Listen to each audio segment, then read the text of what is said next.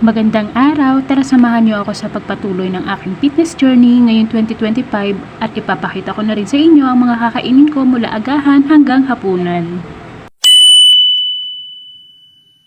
Una sa lahat, nangunguna sa ating listahan ng ating breakfast. Meron tayo ditong Skyflex at ito ay 121 calories at ang ating black coffee ay 0 calories lang yan. At nung matapos ang aking agahan, ito naman ay nagready na ako sa pag-workout at kasama natin ang aming alaga na si Pongpong. At dahil Saturday ngayon, chinek ko ang aking program today. Ngayon ay arms tayo ngayon. Sa mga hindi po nakakaalam, nakalista po talaga ang aking program dito para hindi ko po siya makalimutan. Kahit matagal ko nang ginagawa ng aking mga program, nakakalimutan ko pa rin. Nung January 1, nag-72 kg nga po pala ako at nagtimbang ulit ako ngayong araw na to, naging 70 kg na lang ako kasi kinukulangan ko talaga yung daily calories ko dahil alam nyo naman napasobra tayo ng kain noong New Year. At eto na nga, mag-uumpisa na ako sa aking pag-workout. Diyan muna kayo.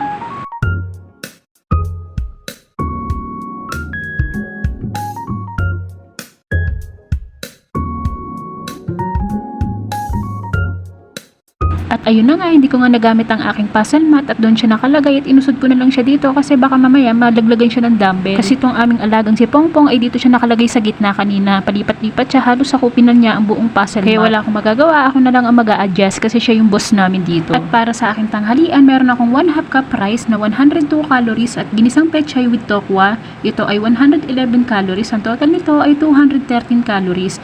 Balis para sa aking inumin, nagtubig na lang ako. At para sa aking merienda, nag-init na lang ako ng tinapay dito. Bali, nabili lang namin ito sa tindahan kasi ubos na yung aming gardenia. Para sa aking merienda, meron akong 237 calories.